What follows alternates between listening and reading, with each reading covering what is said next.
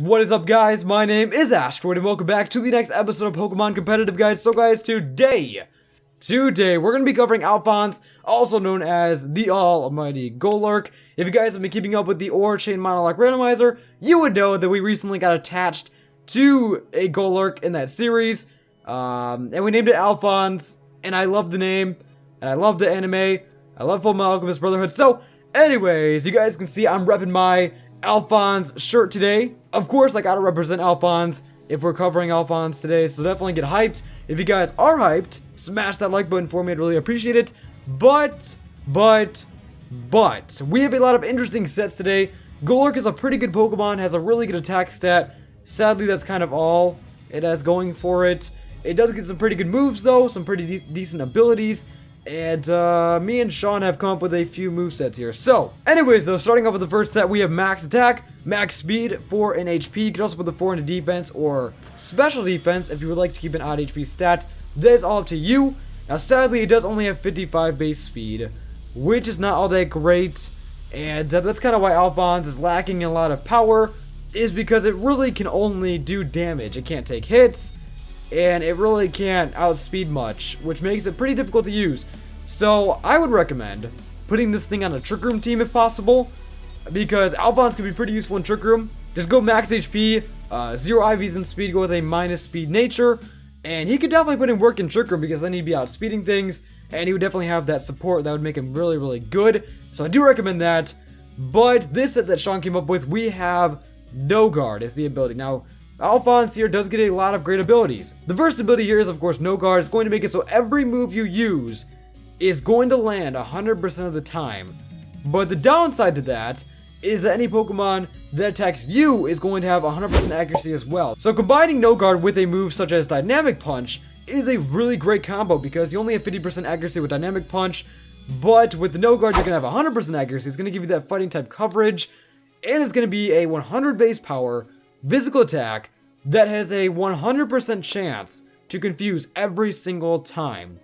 So it has 100 base power, 100% accuracy with No Guard, and a 100% chance to confuse every single time. So a very, very destructive move. I would highly recommend it if you plan to run No Guard. Now the other good ability that Golurk gets is Iron Fist, which is going to boost your punch-based attacks by 1.2 times. It really sucks that you can't run Iron Fist and No Guard because that would just make Dynamic Punch extremely broken. But despite going with No Guard over Iron Fist, you can still run the Ice Punch, get that coverage there. Ice is a pretty good offensive typing. And of course, you could also run the Earthquake for the physical damage and the stab. Now, the other thing is Stealth Rocks. You could lead with it, set up the rocks, and it could be a pretty good Stealth Rocker. If you want to swap it out for like a Fire Punch, or a Facade, or a Heavy Slam, you could also swap it out for like a Phantom Force if you want that Ghost type stab. Power Up Punch is also really good. Rock Slide, Rock Tomb, it gets a lot of great physical attacks. Then Headbutt, Thunder Punch, it is completely up to you. But Stealth Rocks is still a pretty good move if you would like to lead with it. Definitely not a bad choice. And you are missing out on that Ghost type coverage if you decide to go with this moveset right here.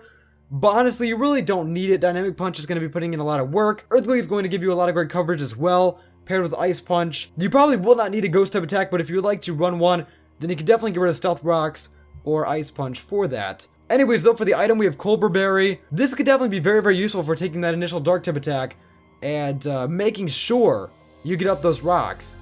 But if you'd rather not run that, you could run Life Orb or maybe even Focus Sash. That would not be a bad option. It would pretty much guarantee you getting up your Stealth Rocks, which would be pretty nice. You could also run Expert Belt or Citrus Berry or Lum Berry, so you have a lot of options here. With that being said, though, I think that's pretty much it for this set. Let's move on to the next one. We have Alphonse number 2, the fully offensive, just choice banded, ultimate, hard-hitting set is what I'm calling it. We have Earthquake, Phantom Force, Ice Punch, Dynamic Punch with the No Guard. It's going to make it so your Phantom Force always lands, your Ice Punch is always going to land, your Dynamic Punch is always going to land. It's going to give you a lot of coverage. You can swap out Phantom Force for a move such as Shadow Punch if you're not the biggest fan of the Chew-turn attacks. Now, typically, the reason why people are not that big of a fan of the Chew-turn attacks is simply because they can be walled by Protect, but Phantom Force cannot be walled by Protect because it breaks through Protect. So I would probably choose Phantom Force over Shadow Punch.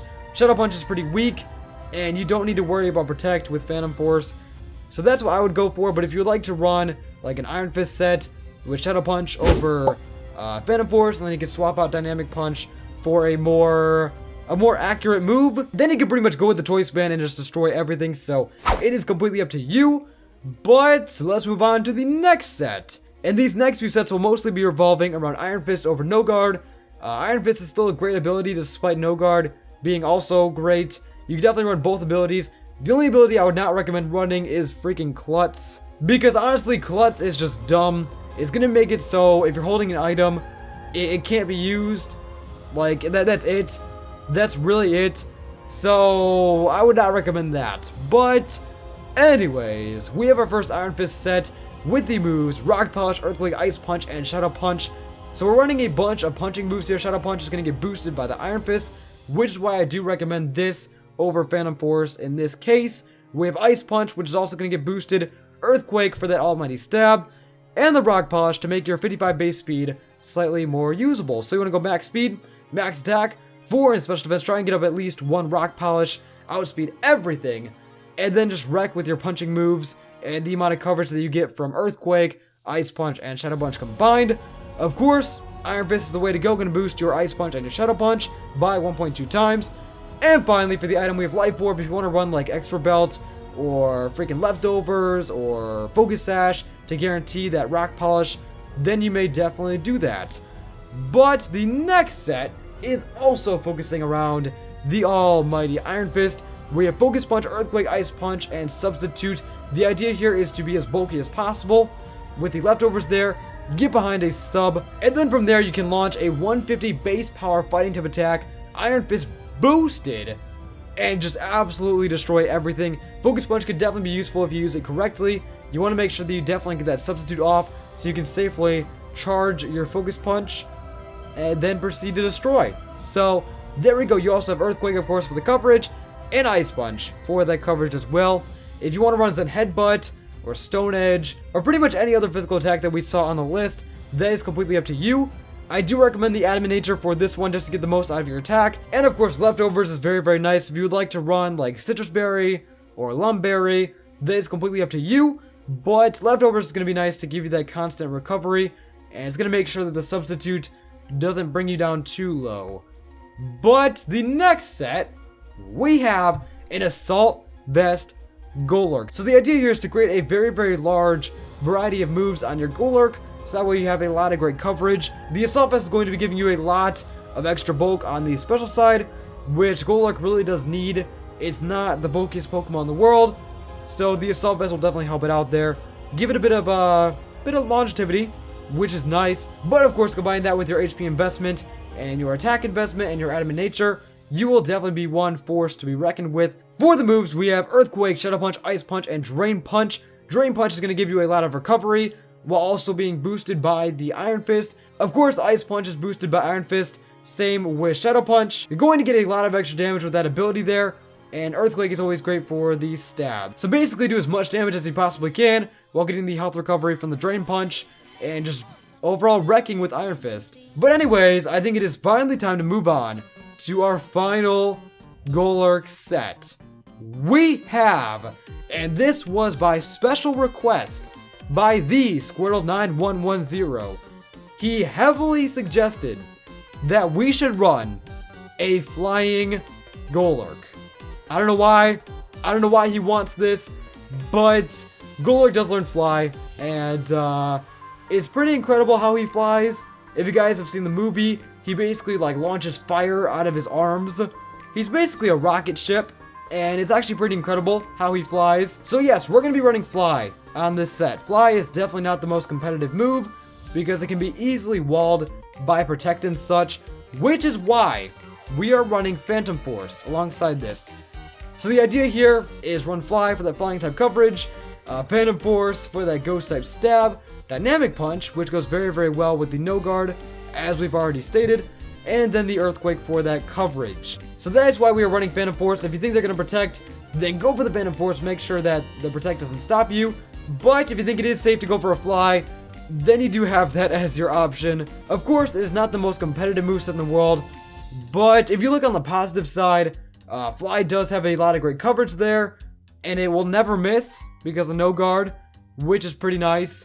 So yeah, that's pretty much it. Sean has an obsession with flying Golurk for whatever reason. But anyways, though, I think that is pretty much it for today's episode. If you guys enjoyed, smash that like button down below, comment and subscribe, and I will see you guys next time.